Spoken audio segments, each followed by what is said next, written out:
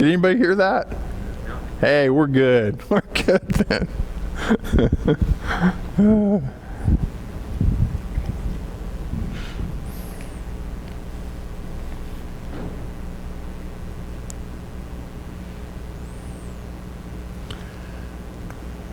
Well, let's see if I have.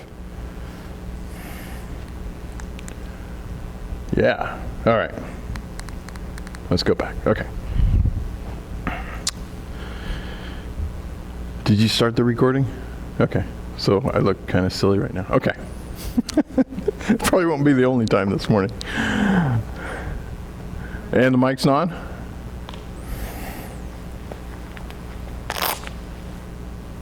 All right, we need to fix it up there then. I'm broadcasting. Is it what'd we do this morning? We got it working for a while. This is going to be a long video. I don't know if Carol's able to edit out the first part, but cut this part out. How are we doing now? Can you hear me now? Yeah, okay. Oh gosh, sorry guys. We're not the professionals. we're the B team. All right. All right. We're concluding the series. It's not really long, but it's been a 4-part series. But because I speak here and there and stuff, it's been a long time coming, and so we're going to complete it today, and that's an exciting thing. So. Just remind you of where we got. We talked about God. We're talking about God's guidance, and the word for guidance in the Old Testament,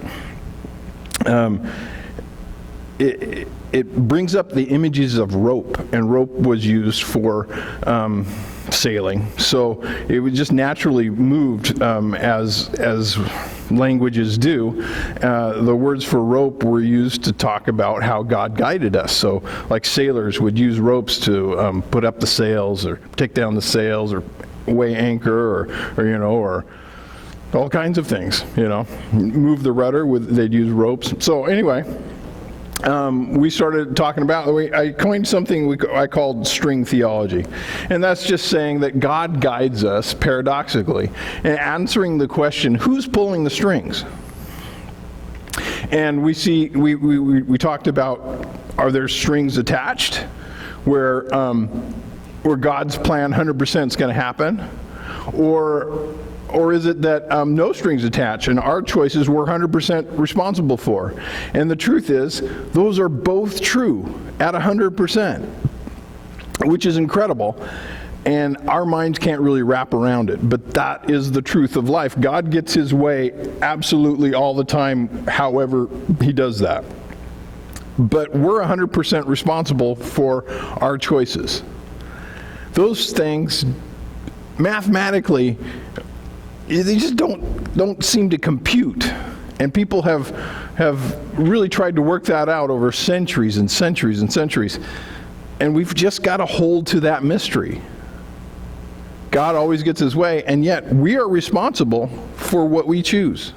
And we can choose to go with God, which he's going to get his way anyway, or we can choose not to and suffer the consequences.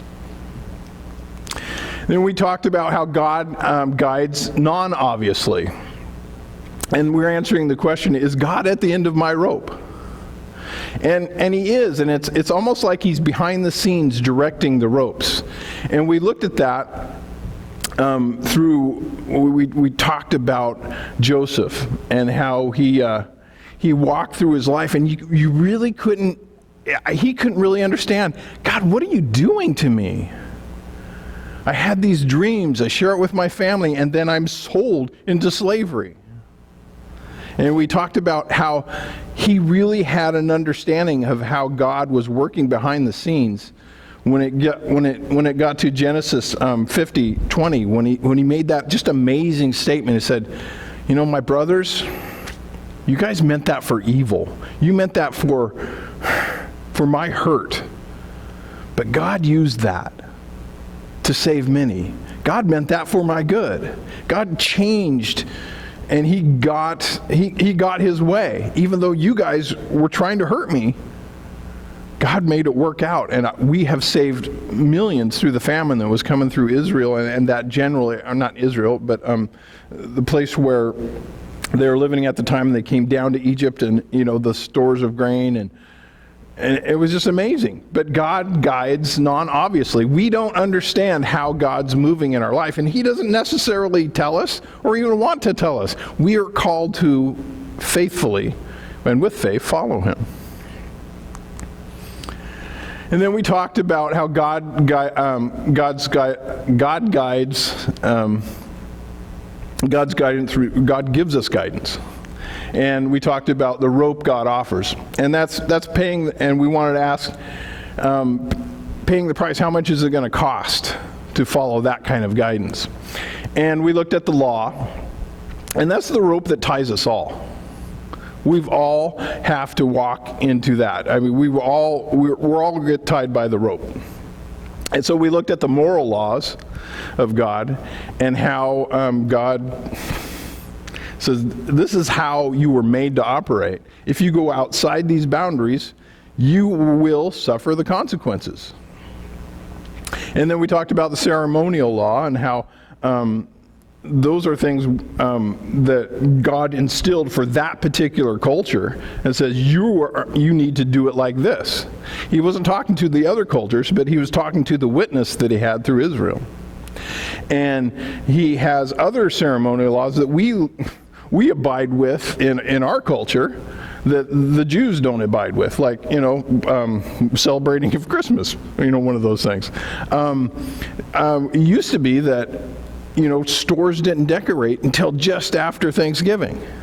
And now it's like, it seems like it's happening in October. There's just certain things that our culture does, and those change and morph over time. But we talked about that, and that was kind of a fun discussion. And then we talked about the prophets. So the law, the prophets, and we talked about the prophets by looking at Elijah in his life. And there's just one thing I want to talk about. We talked about his life, but we didn't really talk about prophets. The main thing I want you guys to just know about prophecy and stuff is that there is a foretelling of Revelation, and that's the one that gets a lot of the press. People want to go, what's going to happen in the future? What's going to, am I going to meet the love of my life? That kind of stuff, where our hearts are trying to figure out, am I going to be successful? Should I go in this, God's not a fortune teller like that, but he does predict things, especially things that happened with his son, predictions of the Messiah and stuff, and those things took place. But he does that to warn us, but also to give us a hope. But a major part of the prophetic is what we would call his forthtelling revelation.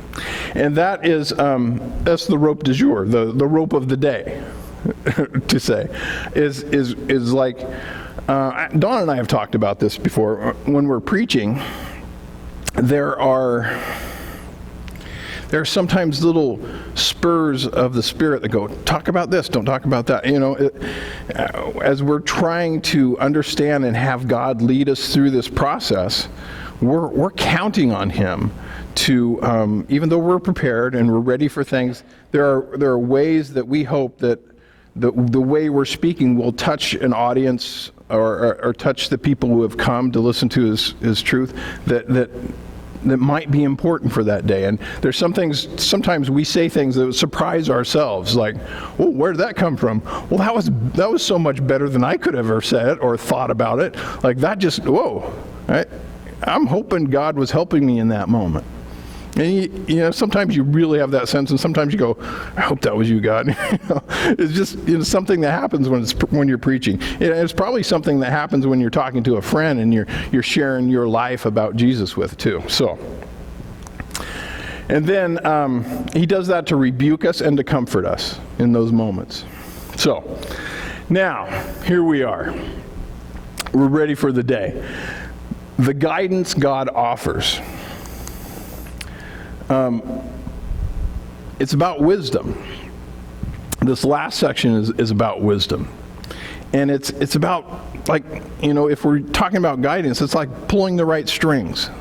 So, let's look at a definition. Wisdom is aptitude in knowing which rope to pull and on which side. It's knowing how fast you need to pull it and assessing if you're going to need a shipmate to help you complete the task.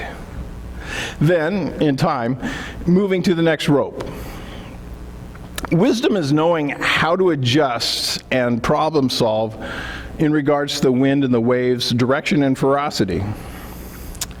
Wisdom is competence in regard to the complex realities of life. That's what, we're talking about rope and we're talking about sailing, but to boil it down, to make it work for everything, wisdom really is about our competence in regards to the complex realities of life and making choices that work. Now, wisdom is more than moral. To make choices about what God says to do, you're smart to listen to him, right? That's wise. But it's an either-or decision, right? On the morality questions. But wisdom is you got to get out in life and start experiencing it. You've got to, okay, I'm going to start a business. Let me start making right decisions. Oh, that was a bad decision. We learn more from our bad decisions, it seems like. But we keep trying to make good decisions. And through that process, with God leading us, we gain wisdom. We search for him as we live our lives. So, let's go on. So, God's guidance, he offers us wisdom. It's about us discovering the strings to pull, how and when. That makes us wise people in navigating our life. Now, the topic of wisdom is a huge topic. There's wisdom in how you go through life, how you have relationships with a group of people, how you would lead a bunch of people, how you would go about setting a task, making a wall, putting a foundation and putting it all together. There's just so many things that, proper hygiene. The Bible really addresses that, and it does it in some marvelous ways, and some revolutionary ways, some ways that other societies didn't have a clue about hygiene, about taking care of things. God was he wanted to bless the people, and he gave the people who wrote down the Bible, that told the stories, ways to understand life. Now, one of the amazing things that the Bible did is that and it's just peculiar to our God in the Bible, is that he shared with us the understanding of how our hearts are guided by wisdom. And that's the specific area that I want to focus on today, because I think it's really important for us to understand how God guides us with wisdom, and how he made us to respond to his guidance and the wisdom in there. So, this is the sinking of the replica of the HMS Bounty in 2012 after Hurricane Sandy. 14 crew members died. The captain and another crew member were drowned. They made some bad decisions that day. Now, the captain had taken the HMS Bounty out 3 other times during a hurricane. And the captain's view was that a ship out on the seas was safer than a ship in port. We've seen the destruction of hurricanes when they come through the port, and all the boats are pushed around, and some of them are up on shore, and it was the captain's belief, and he had weathered, 3 other hurricanes in such a way that, you don't go right into the hurricane, but you're out there, you're bobbing around, and your boat is doing what it's designed to do, to float on water rather than right next to a dock. Well, Sandy was a much bigger hurricane, and Sandy hit them square on, and they didn't make it. And the Coast Guard, picked them up. Why are we talking about wrecks? Well, because when you want to know something, like if you're a race car, if you're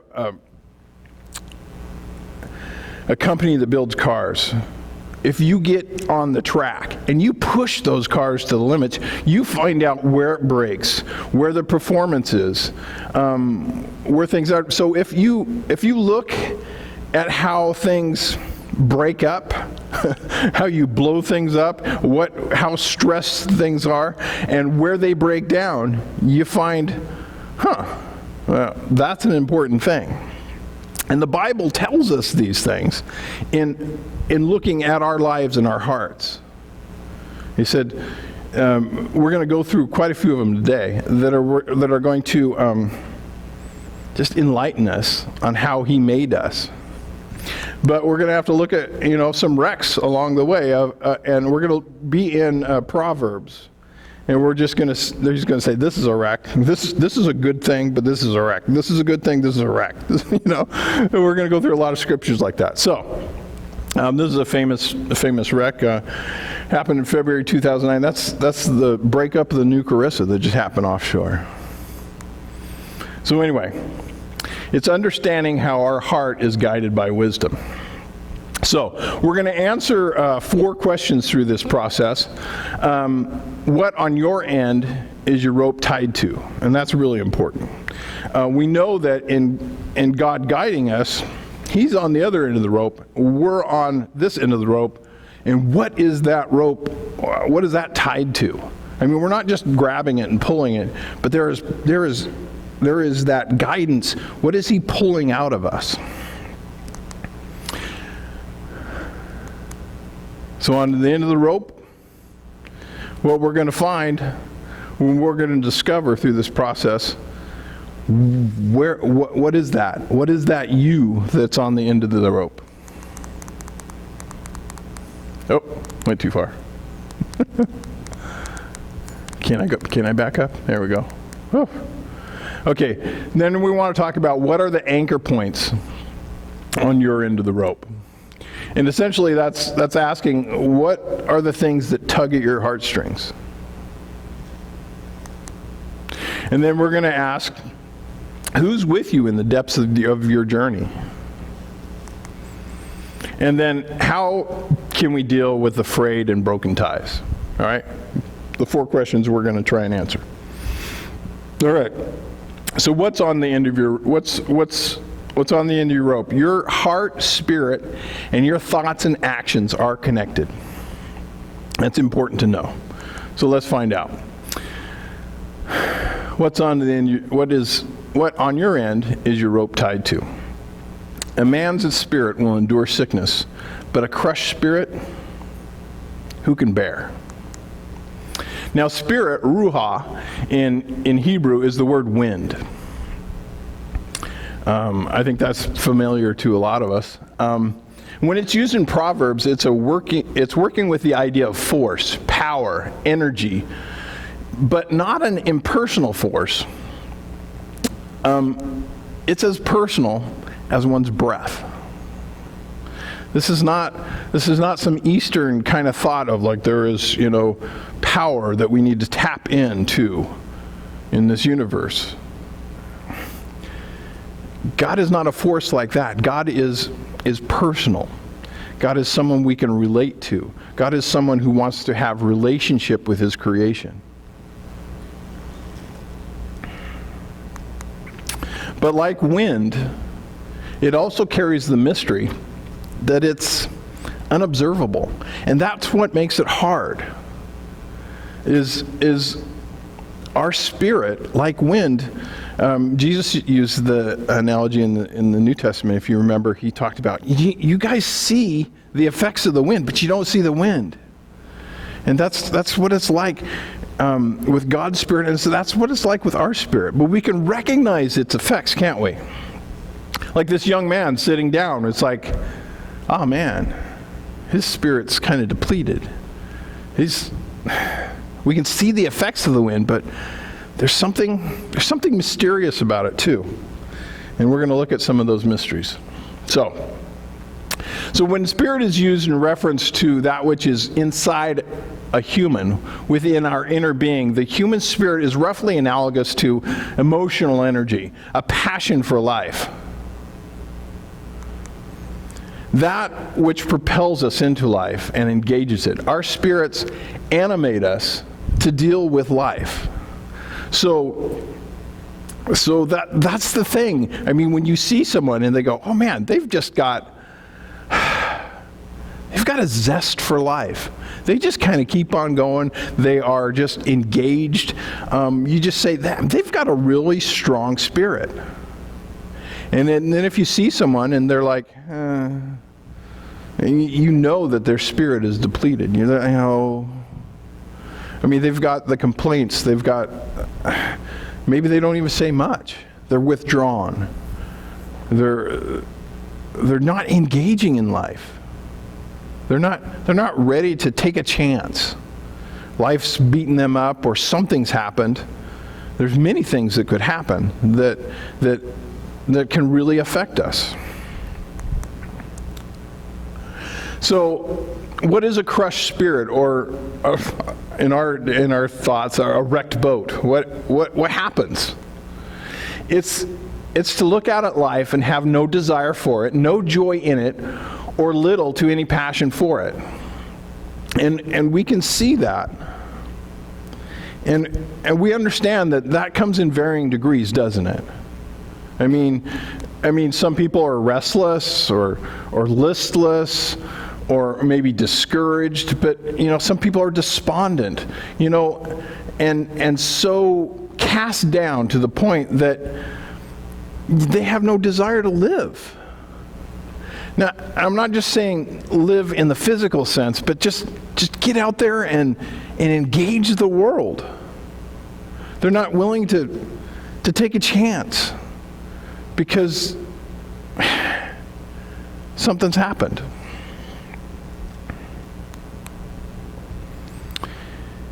Now, priority. A man's spirit will endure sickness, but a crushed spirit, who can bear? Now, that's the scripture we're talking about for this part. It's like, it's true, isn't it? If you're sick and you're going through something of your health, it's hard. But if you have a strong spirit, man, you can make it through that. But if you've got a crushed spirit, it's devastating, isn't it? We as humans, we are so concerned about the circumstances that are around us, and we fall into one of the easiest lies for our hearts to consider. And one of those, and that one huge lie is that our circumstances dictate our spirit, the strength of our spirit. That our circumstances we respond to and we go, well, there's a reason I'm feeling down because my circumstances just are horrible. And that's a lie, because we are called to not respond to our circumstances, but to rise above our circumstances, in the sense that we engage the circumstances.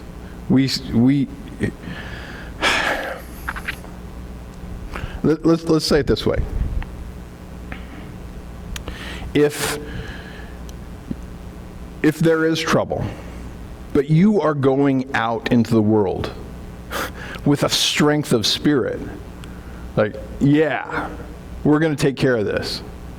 But if nothing's going on in your life, I mean, and things are relatively comfortable, but you have a weak spirit, you go out into the world in weakness.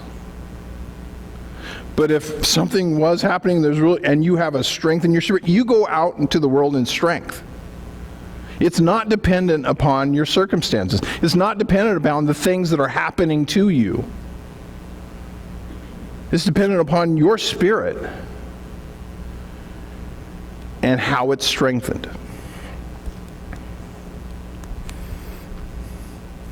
We have to make it a priority. In Proverbs 4:23, it says, "Keep your heart with all diligence, for from it flows the springs of life." We are custodians of our spirit. We're the ones responsible for taking care of it.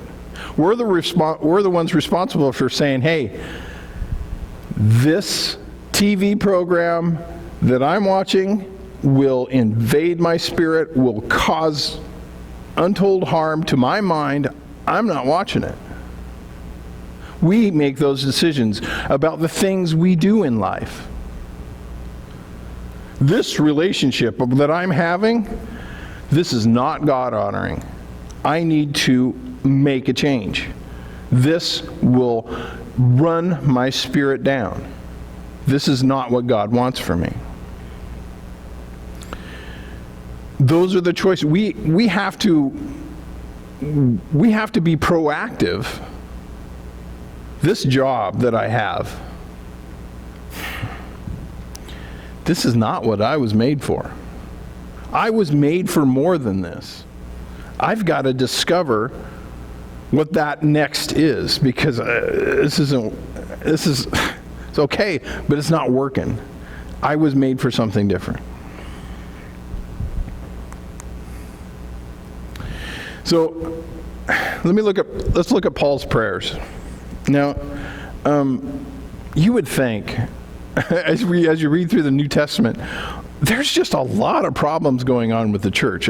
Civil magistrates were taking people and putting them in prison, and I mean, a lot of persecution. And we're informed. Let's look at one of Paul's prayers, and let's find out one of the one of the greatest things, and one of the recurring themes that we come back to in Paul's prayers. And let's just take one of them. It's in Ephesians 3:14 through 16. "For this reason I bow my knees before the Father, from whom every family in heaven and on earth is named, that according to the riches of his glory he might grant you to be strengthened with the power of his Spirit in your inner being." These are the things that Paul prayed for. He didn't pray, "Oh God, I pray that civil magistrate would just stop doing that." He prayed for their inner being to be strengthened by the Holy Spirit. He prayed that they would rise above their circumstances, be filled with strength in their spirits because of their interaction with God, so that they could mount up and just overcome things. And there was many in the church that really did. And it was just amazing. Your heart is your core commitments and passions, and you must take them, you must make them a priority in your life. All right. And that brings us to the question. So why do we, or how do we, experience these spirits that get crushed as we navigate through our lives? We're all going through our lives. We're all dealing with things. How is it that our spirits get crushed? Well, the biblical answer is that it's complicated. This is what man likes to do, and you'll see this in psychology. They want to boil us down to one thing, and they say that's the key. You see that in behaviorism, with B.F. Skinner, as he talked about how, we can only look at behaviors, so we can only work with behaviors, so we are just going to deal with what people do and try and we'll do behavior modification. We're just going to work with that. Let's just do that. And they paint a picture of who we are based on what we do. And there's a whole, branch of psychology that works just with that. Or the Carl Jungs that are just dealing with what you think about. You are what you think. And the problem is in the thoughts. Or there's other people that said, what you truly are is your emotions. Your emotions really move you. It causes you to do things. What we really should think about is investigating who you are emotionally. And you just need to get that off. You get that off your chest. And then you're going to feel better and you're going to have a better life. And the problem is it's just too reductionistic. The Bible seems to be the only place where it takes all this together and it just shows us what it's like to be human without making us small. Because we are made in God's image. We're big in the way we relate to life in the world. We're big like God. So, it's complicated. So, that boat that was just kind of out there on this wonderful, peaceful, placid, it's not a good representation where it only just had one anchor point, wasn't it? We're not big like ships, but we're complicated like ships. In the sense that if we looked at that boat and we said, hey, that boat's moored up there, I think that'll be just fine. We need to recognize that there are other points where that boat has been attached to that dock. That boat, this big boat, and almost, there's no way that that's the only way that we're tying that boat up to that dock, is that, right? We realize that there are other entry points that are holding that boat where it's supposed to be. We have anchor points in our lives connected to our spirits. And it's not just one. We're going to investigate 5, but there are others too. But we're going to look at 5 for sure. So we have unique anchor points within general areas. So we have a physical anchor point that we're connected to with our spirits. Now, that might sound funny because you got the physical connected to the spirit, but I think we can see this. Anybody ever have a cold before? Yeah, when you're like, oh, I can't hardly even think. It takes you like 15 minutes to, just make a bowl of soup, I mean, it just slows you down. And it's truthfully, it does. I mean, your brain activity is slowed down by the amount of snot you have in your nose. You're achy when viruses are elevated in your bloodstream. It affects so much. I mean, you could have a thyroid problem, and it affects the way you think. And if it affects the way you think, it affects your body, it affects your spirit too. And we know that. We have to be aware of that. That's one of the things that we have to know, that our bodies will be affected, our spirits will be affected by our body. There's a tie in how God leads us that's affected to when we're feeling better, we're feeling better in our spirit too. Those things are connected. So in Proverbs it says, a tranquil heart gives life to the flesh, but envy makes the bones rot.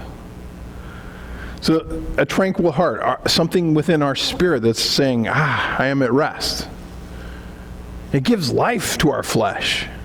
When we gain that peace that God gives us, and we stay in that peace, we let the Prince of Peace rule in our lives, it affects our bodies.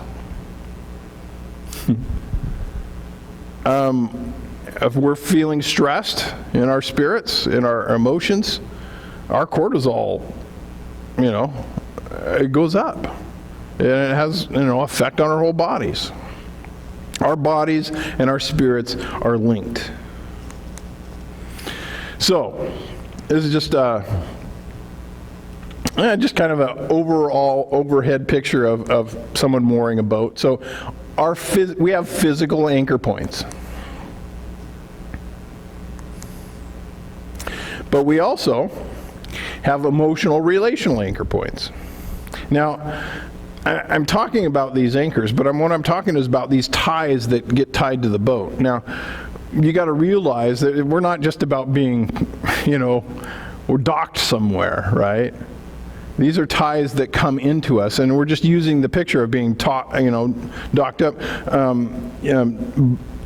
We're moored by, the docks so that, we're not getting free. But I don't want you to get lost on that picture, because when we're at sea, we still have these, anchor points that are coming into us, that are helping us be guided by God. And when we're out at sea and we're engaged, we're where the boat should be, God's guiding us by these anchor points in our lives.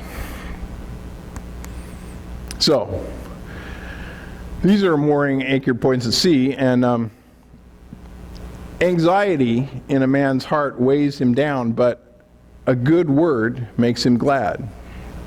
So, on the emotional side, we realize that there's an emotional tie into our lives that is affected by the Spirit, and it shows it right here.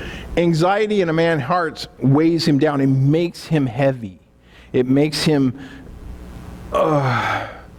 feel the weight.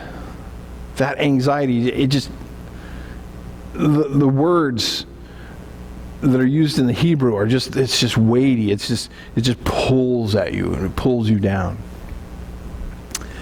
But a good word, it makes him glad. Now, don't discount that. Don't say, a good word. Yeah, that's good. Puff him up, give him a little praise. A good word, an honest, well thought out, it really doesn't even have to be well thought out. If someone compliments you, man, sometimes that can make your day. Sometimes that can, and we're called as a body to encourage each other to good works. When we see someone doing something good, we should say something. You fill their faith tank. You fill them up when they, yeah, God told me to do that, but you noticed. That is, thank you. Thank you. Those good words have more effect than we give them credit for. Those good words. It's like, it's apples of gold and settings of silver is a good word. It's so appropriate. It's so needed. But this little boat moored out into the water is not an accurate description of who we are. This is an actual drawing of a way that a ship is moored at sea. I mean, they've got buoys, they've got anchors, they're really trying to keep that boat in place within the emotions of that sea. And we need those things. We need God to help us with our emotions when things are writhing up and down, when things are moving us around, when the wind is pushing us. Somebody else's wind. We need help. And God will help us with our emotions. And He made us specifically to be guided in our emotions. And it's a wonderful, amazing thing. So beyond the emotional, we also have a moral anchor point. Now in Proverbs 28:1, it's a quote from Leviticus 26:36. The wicked flee when no one pursues them, but the righteous are as bold as a lion. Now, the wicked flee though no one pursues them. Can you understand how general that is? There is no reason at this point, in this verse, for the wicked to be running. But they're scared and they know they've done wrong. So anything will set them off. See, there's a pirate ship and there's a lighthouse just sweeping around. And the pirates go, oh man, they saw our Jolly Rogers. Let's get out of here. Well, it's a lighthouse. They're not going to give chase. But the wicked is like, oh, the light has come upon us. We must get out of here. And what we have to understand is there is a tie coming to us from God about our morals.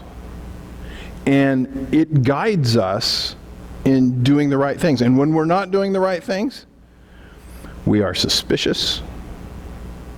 We are reactionary. We're like, oh, I wasn't watching that. I wasn't doing that. We flee, though no one pursues. We start covering up, though no one's looking.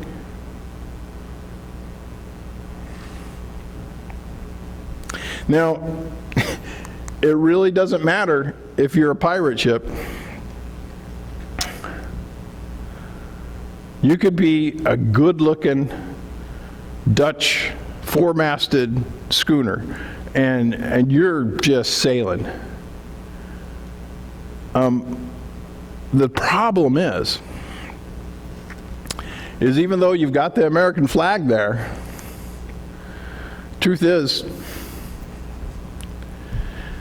none of us gets away with not being a pirate in this world, because we all have sinned and fallen short of the glory of God. We all live with that dynamic in our lives of wanting to cover, just like Adam and Eve did in the garden when they're, like, give me a fig leaf, give me something to cover up. I don't like my nakedness. Our sins, no matter how long we've lived and how good we have made our lives, and how much He has changed us, we live on this side of heaven. And there are sins still yet to be discovered in the way we interact with people, in the way we interact with God. We're just not free from them this side of heaven. And Paul talks about that war in Galatians that we face. I just can't wait to get to heaven, to get this war over with, because I'm fighting those sins that I don't want in my life, and I'm working through that sanctification process where God's dealing me and helping me deal with these things. But man, it's hard, and we yearn for what should have been in the garden when we walked freely with God, when we hadn't taken an offense towards God by, eating from the apple, and then eating the apple, whatever fruit it was, from the tree of the knowledge of good and evil. We yearn. We have echoes in our lives that think about what it would be like.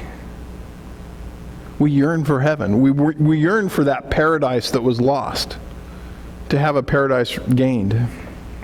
So we're all pirates. We can't get away from that. Even if our boat's looking pretty good, the flag that's raised is, hey, I am not done being cleaned up by God yet. So, there's existential anchor points. And let's just get into this one. Okay. Proverbs, even in laughter, the heart may ache, but and the end of joy is grief. So, you might look at that first part and said, even in laughter, the heart may ache. And you might think to yourself, I know a song that's appropriate for that first part of that proverb. And it said, it's, so take a good look at my face. You see the smile seems out of place. If you look closer, it's easy to trace the tracks of my tears. And that's as good as I can sing. You guys know the song, right? The Tears of a Clown, Smokey Robinson. It's fun. But that's not really what that verse is getting after. It's not saying, hey, you can be joking around and having a good time, but, there's an ache in your heart still. I mean, you could be just faking it. It's not really what it's at, what they're talking about. Let's go a little farther. So, this is the Windjammer Glenn Estlin. So even in laughter, the heart may ache, and the end of joy is grief.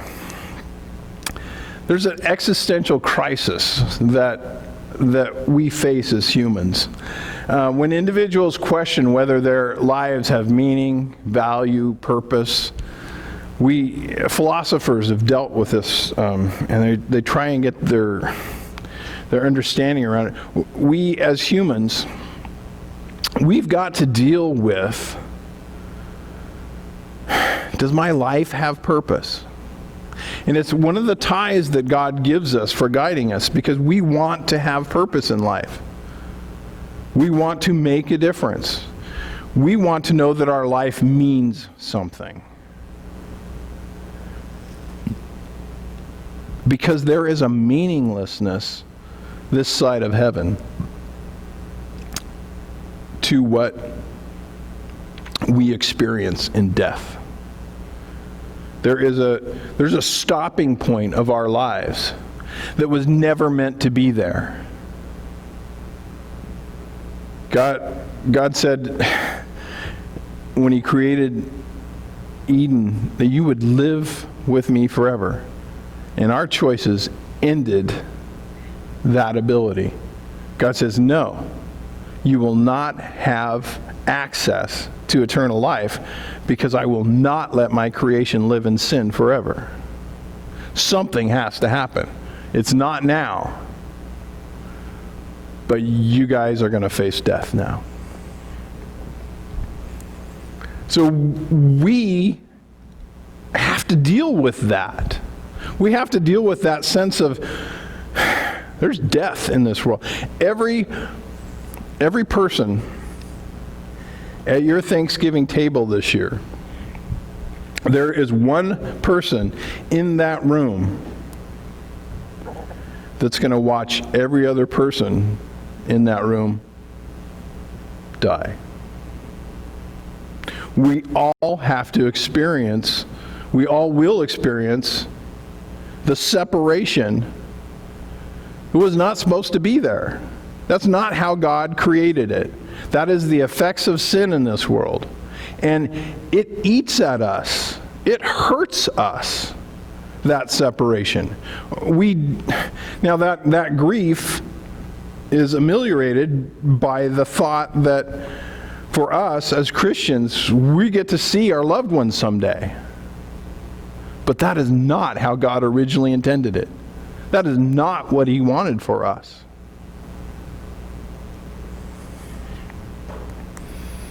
So in 1902, the Windjammer Gleason earned the world speed record for a 1,000-mile voyage under sail after sprinting from Portland, Maine to Port Elizabeth in South Africa in 74 days. To this day, she still holds that record. This is the same ship. 11 years later, the Gleason was stranded under full sail and broke apart off the Cape Falcon on the Oregon coast. This is close to Tillamook, where this happened.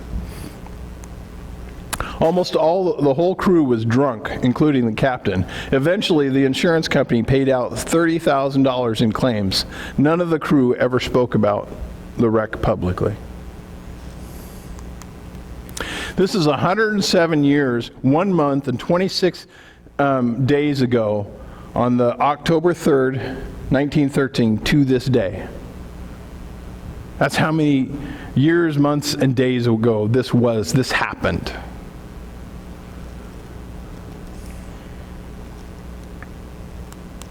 Oh, I just did the wrong thing. I pushed the wrong button. But I got it back. Now, let's role play for a moment. If I was the boat, Glen, I have a hard time saying that name, but you guys know what I'm saying. The Glen Estland. It was built in Ireland. It was named after a river, the Glen Estland River or something. But anyway, just if I was the Glen Estland, wow, I had just set a record. I made it all the way from Maine to South Africa. Whew. Doing good. But there's these steamships that in the Industrial Revolution where they're just putting them out on the water. They're kind of ugly, you know, but they don't depend on the wind.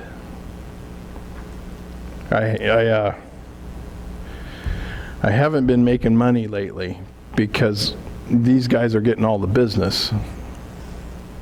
You know what? My captain's kind of depressed because, you know, we sail, but the rates for getting things to places, it's gotten cheaper because of the technology. I haven't made any money, any real good money for the boat company the shipping company that I work for in the last 4 or 5 years. I've even heard the skipper talking to the shipping company. It's like, you know what we need to do is just wreck the boat. We'll get the insurance money and then we can buy a steamship. Man, that's hard. I mean, that's what happened.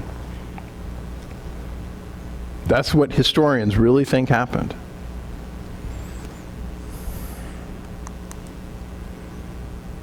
They stranded her. Cape Falcon.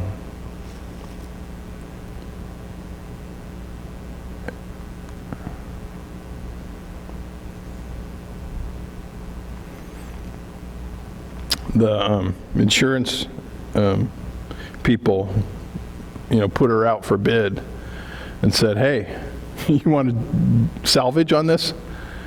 The people bought it sight unseen for $650 to do the salvage on the Glen Estland. The people who bought it for salvage showed up, turned around and sold it for $100. You know, we're not even going to try. That was what they considered her value.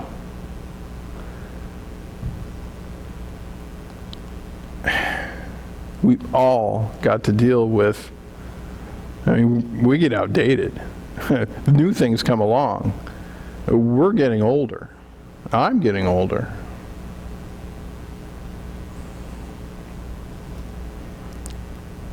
We've got to deal with that existential crisis.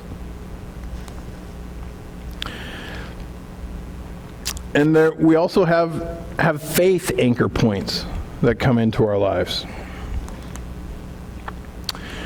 Crisis of faith. A glad heart makes a cheerful face, but by sorrow, the spirit is crushed.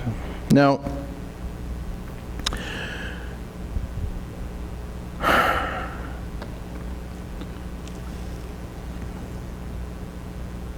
a glad heart. Now, heart in our world, I mean, you might think, heart. What's the first thing you think about? It's, this wonderful little red Valentine's. It's got candy in it. It's, it's all emotional. But heart in the Bible wasn't about your blood pumper. Heart in the Bible would put your heart right here. And that's in your guts. And that's because when you feel things, and when you sense things, your digestive tract has a visceral, a sensation in it. You feel butterflies. There's something that you feel. So early humanity thought, the heart of who we are is right in here, because they had sensations. They didn't know what was in there. They didn't know what was going on. So, but they knew it was connected to things you felt deeply. So, so when we say a glad heart, things you feel deeply, things you are passionate about, things that you are committed to. When a glad heart makes a cheerful face, when you're doing things that you are engaged with, when you are enlivened by, when you do those things, man, you're like, yeah, this feels good. But when sorrow enters in, when you're not engaged, when you're listless, when it's just whatever, your spirit gets crushed by that. We were designed to live the way God intended us. And we have faith, and we move out, and when we say, hey, I need to climb this ladder in the middle of the ocean, and I need to set the sail, and I need to make sure that this happens, that we can get to our destination, that we can be safe, that maybe I need to take the sails up because we're getting pushed too hard and we'll get pushed to the rocks. Maybe I need to set the sail because it's pushing us away from the rocks. We need to can you imagine in a stormy sea, climbing up into the rigging and doing all the sailor stuff that you have to do to make that boat function as it was supposed to do? And if you don't, lives are in jeopardy.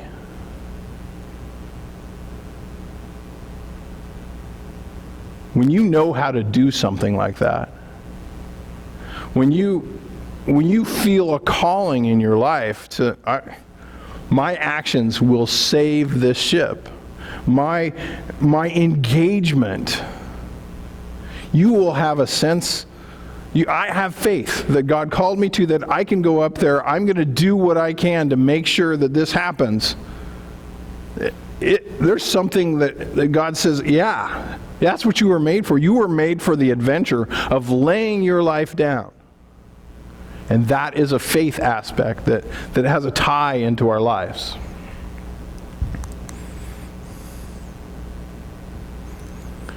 I could talk about this, Rick, but I'm not going to. But there are also, I want to just briefly talk about miscellaneous anchor points. We have epistemological anchor point. And what's to say is that there are some of us, some people in this world, that crave knowledge. That God has made them in such a way that It just seems like they're always picking up facts, always picking up information, always trying to understand things. If that's not you, that's fine. God made a variety of people. But let's look at this one guy.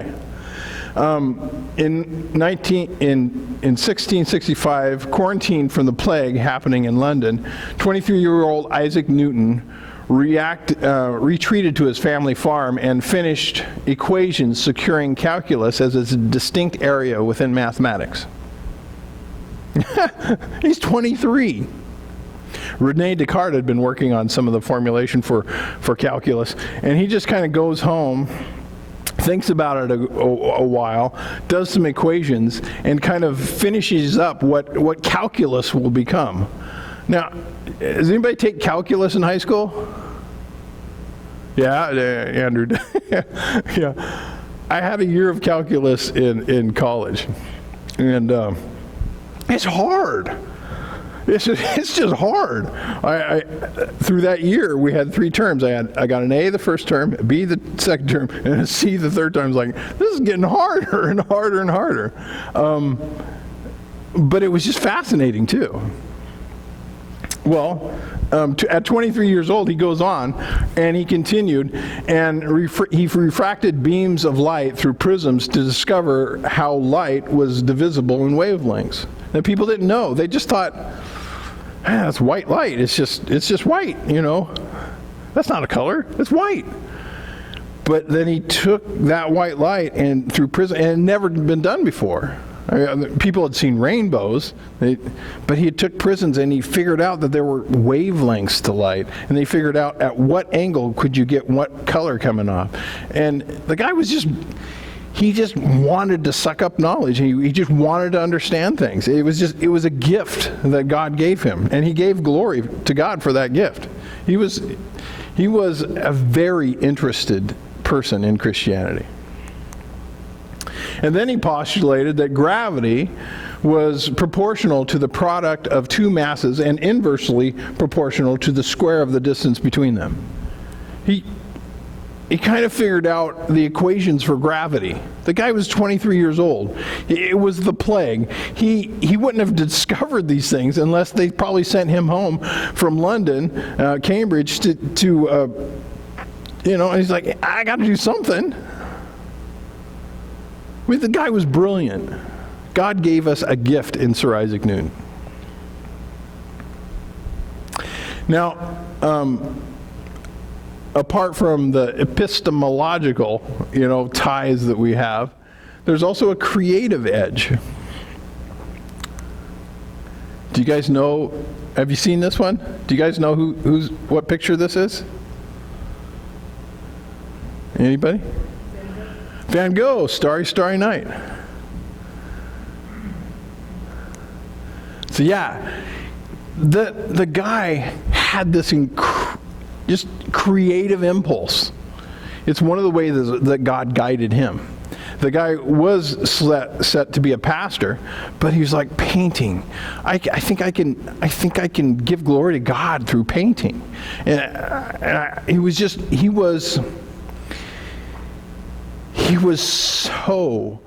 so into painting and discovering a new way to represent, things through the impressionistic way. And he was studied, and he was so fanatic about it that he would just spend his money on paints and brushes and stuff, and he would eat very little. And so his health suffered greatly. Van Gogh painted Starry, Starry Night in 1889 during his stay at an asylum for St. Paul de Mausoleu. Pardon my French. I'm not very good at French. He had run himself down so much they said, we need to hospitalize you. You are so passionate about this. You are not taking care of yourself. You just need to be institutionalized because you're a nut job. And he painted that as he was recovering. They're one of the most famous paintings in the world.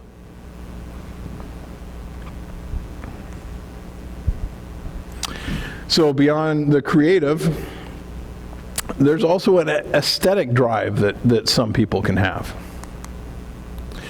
Do you guys know who these people are? Yeah, I didn't. But these people are so into, they weren't artists, but they were so into beauty. They were so into what looked good to them. These are New York civil servants, Dorothy Vogel and a librarian, and Herb Vogel, U.S.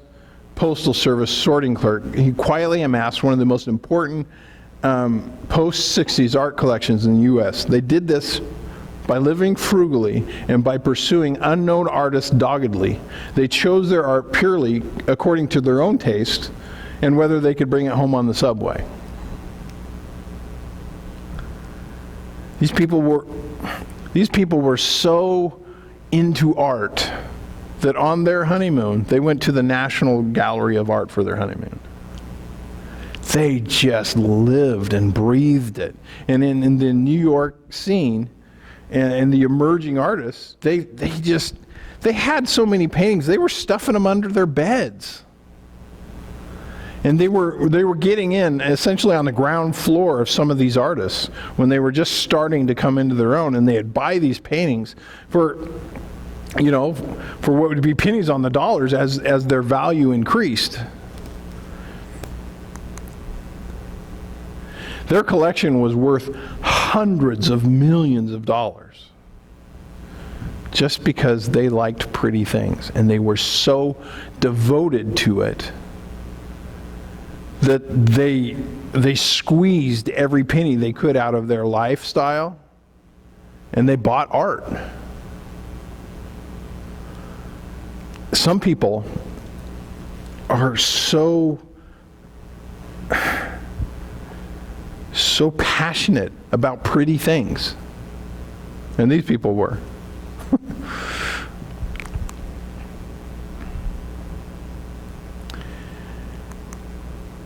There's also like a kinetic thing. I think sometimes you see these in kids, but do you guys know who this is? He died just recently. He's been in the news. Yeah, he's a soccer player. And they say he started when he was 3 years old because he got a soccer ball, and he lived in Argentina, and he lived in the slums, and he'd be kicking the ball and kicking the ball and kicking the ball, and he became so good. He had a natural affinity. He was an athlete, and then he loved movement. And people say, and Pele said, the great soccer player Pele said, this guy was amazing. And God gave him a gift. Now he spoiled his gift because he lived riotously. He treated his body poorly. He still performed amazingly, but he just wrecked his life, and he died in his 60s.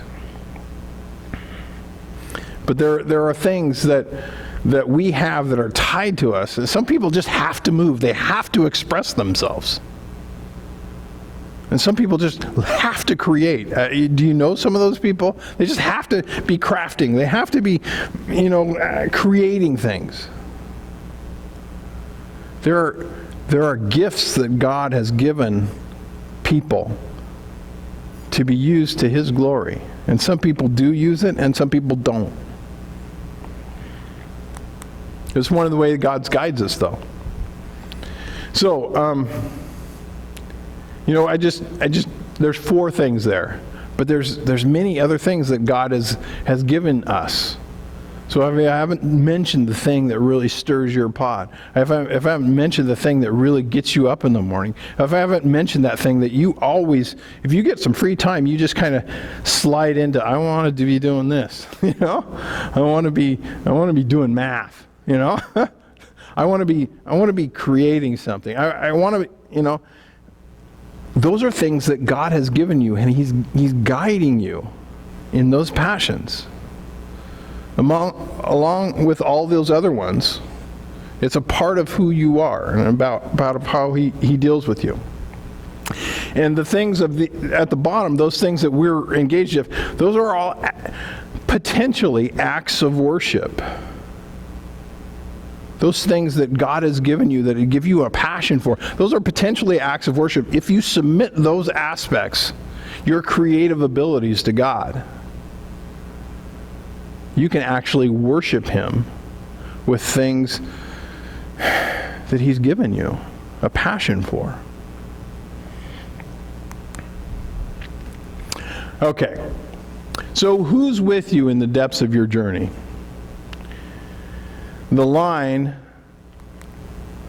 left to guide you in the depths of your cave. And this is an important thing. I was excited to go spelunking to rappel down into the cave shaft, but on the whole, it's been a letdown. I need a little humor right here, because we're just about going to go dark, okay? All right? Proverbs 14:10. The heart knows its bitterness, and no stranger shares its joy. Now, I've been talking to you about how complex He has made you, how there's many different things that pull at us, that guides us. I've talked to you about how we are not completely free of the sin that besets us. The truth is, you guys are aware of that bitterness, that sin that resides in it. You are, even if it's dully, you know something's there. There's something. If Christ is coming into your life, He's given you more vision for that. He's shed a light on those things. But people in general, even if they don't know Christ, they are aware something is amiss in their creation. I'm not right with something, and I don't know what it is. They're not right with God. That's the problem. We know that. But they are going to search out things to find, how is this? The truth is, in that journey, there is no one that can go with you into the depths of who you are. No one on this earth, no human being that can go with you in that journey. You are alone. And as God has created us not to be alone, that is the original plan.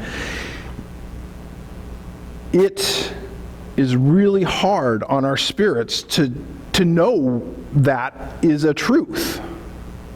Now, there are people in your lives that know you better than other people. My wife knows me better than anyone. In fact, I can have an expression on my face sometimes, and she's like, "What is that expression?" I was like, "I don't know. You tell me. You're the one looking at it." You know, she's like, she knows me better than I get a chance to know myself sometimes. Most of the time, I think I probably know myself reasonably well. But no one can walk with you in the journey of how sin has twisted you in the depths of your soul. No one on this earth can do that. You are utterly alone in that.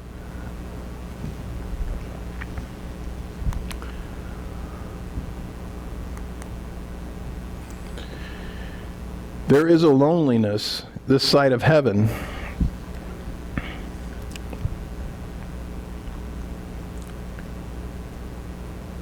that affects us deeply.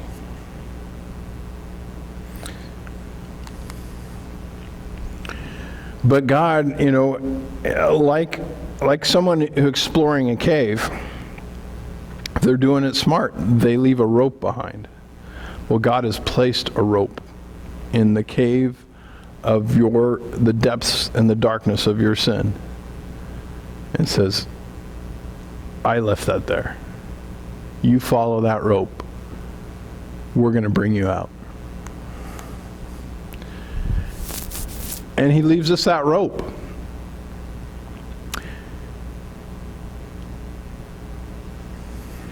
we probably know ourselves better than anyone else. Most generally. And most of us know some of the dark stuff that we don't want to deal with. Maybe we don't know it very well because we don't want to look at it, but we probably know it better. But the problem is, in Jeremiah 17:9, the heart is deceitful above all things and desperately sick. Who can understand it? The thing is, you might know yourself better than anyone else, but even you really don't know how dark and black the nasty stuff in your life is. But God does. In fact, he goes on in that verse, going on to verse 10, he says, I, the Lord, search the heart and test the mind to give every man according to his ways, according to the fruits of his deeds. And God says, I know what's in there. And be assured, you'll give an account for it. And that's troubling to us. And we know that we need to fix that. Not fix it up in the sense of getting rid of all the sin of my life, because we know that's not a possibility. We can make great efforts, but that's not totally going to happen. We know that we need a Savior. He's the one that left the rope there in the darkest parts of who we are, so we have a way of escape, that we can find our way out. So how do we deal with the frayed and the broken ties? The restoration, strengthening, the reconnection of our hearts. How do we deal with that? Tree of life. Now, the tree of life, we find the tree of life in 3 areas of Scripture. We see it in Genesis, it shows up in Genesis 2. We see it sprinkled throughout Proverbs, but then we see it in Revelation. So we see it at the beginning. We see it in the middle, sprinkled through Proverbs, but not very many. And then we see it at the end, predominantly in Revelation 22. The tree of life. I don't know if you guys know a whole lot about the tree of life, but it's very significant. It's incredibly significant. In fact, it's so significant, you might wonder, well, if it's so significant, why isn't it just, it's just spotty. It's not talked about a whole lot. It is. It's really significant. It's in Proverbs 13:12. Let's look at that. Hope deferred makes the heart sick, but his desire fulfilled is a tree of life, or is the tree of life. Now, you might read that and go, If you didn't know the significance of the tree of life, you might go, well, that makes sense, yeah. If I don't get what I want, I kind of makes, I'm kind of grumpy about it. But a desire fulfilled is a tree of life. Now the tree of life, if we can remember back in Eden, the tree of life is significant because it is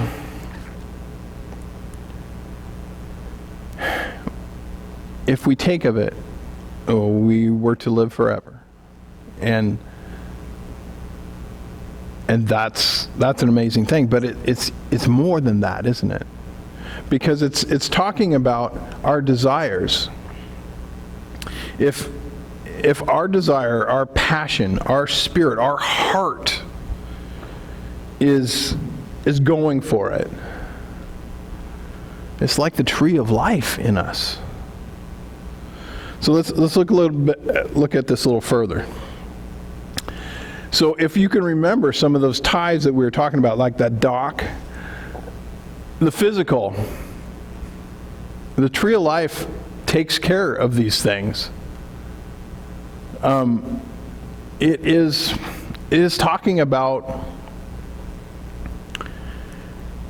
those things that we lost in creation, all those things that God helped pull us, that helps guide us, that are connected to us. In the physical, when we get to heaven, sickness is done for.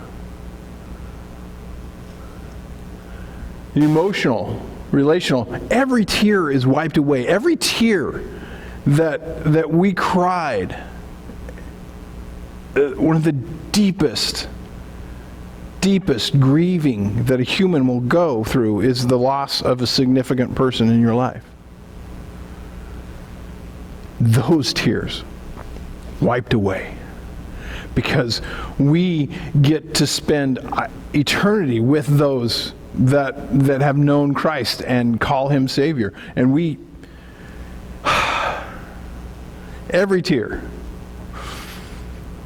our moral barrier is taken care of. That sense within us that things aren't right. Sin is barred from entering heaven. That's taken care of. That existential aspect, that death, that separation, done. Faith, the focus of our faith. We now, like a glass, see dimly into this next world, but then we will see face to face. We will see Jesus, and you can't imagine, but you have a glimpse of it, how right you will feel in His presence. How settled, how right that is. It's going to be amazing. It's going to be glorious. You're never going to get tired of that.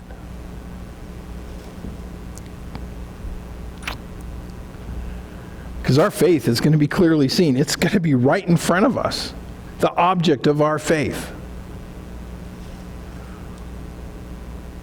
And those miscellaneous aspects, those passions that we have, that make us unique and different from other people, our worship will be realized in heaven. It's going to be amazing. So, the tree of life. Why do we get the tree of life? Because Jesus experienced the tree of death. He's the one that gets us there.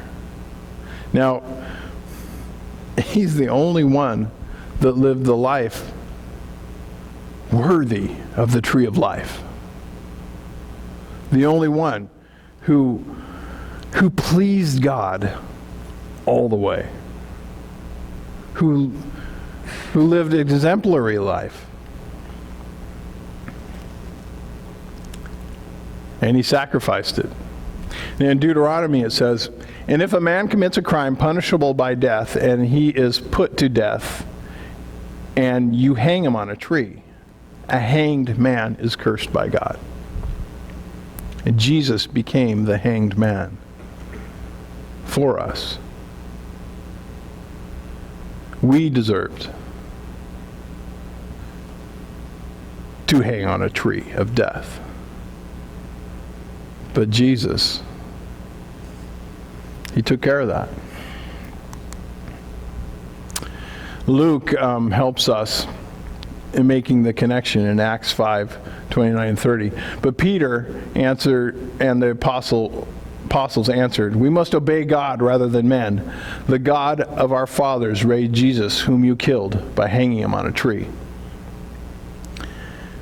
They saw the connection. They understood.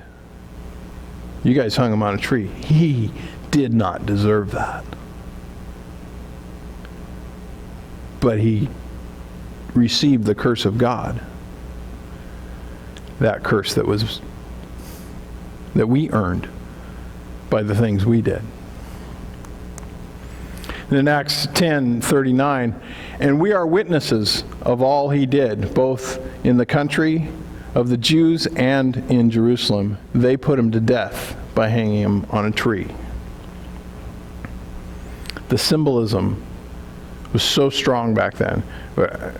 We need to see. They were very purposely. They understood it was a cross. They understand it was wooden beams made from trees, but they made the connection. You guys hung him on a tree. Tree of death. And they knew that as they said that, that would make people think, oh, there's a tree of death. What about the tree of life? The tree of life is so significant because of the tree of death that Jesus was hung on. So, Jesus bridges that gap, that guidance. He makes the connection for us. It won't be, severed. He will mend that rope so that God can guide us in wisdom, and our hearts can be guided by it. So, what do I want you guys to take away from today? God guides us by our core passions and our innate interests. God will guide you by those. How he leads us is unique to us, but in common, general with other people. I mean, there are some people out there that really, really struggle with those existential thoughts of like, how is my life going to have purpose? How am I going to do that? There's other people out there that really struggle with that moral aspect. We all have those ties that guide us, but different people have them in different varying, and that's what makes you unique. And then what sets you apart in your uniqueness is that difference in that, those passions he's given you. So we're all unique, but in common ways. That the leading has a complexity to it that will take wisdom, that will take his wisdom to navigate. We do not know ourselves down to the depths of who we are and how we have been twisted by sin that continues to manifest itself. Through this journey, we are being made righteous through the Spirit's sanctifying actions as we are working out our salvation. And we have someone who journeys with us that stays closer than a dearly loved brother. We have Jesus. I didn't know how long this sermon was, and I must apologize because I've kept you way too long, and I'm sorry. But I hope some of the information will filter through and will make it into your life. So we're going to need to stop recording. So I don't know how to do that. And all right.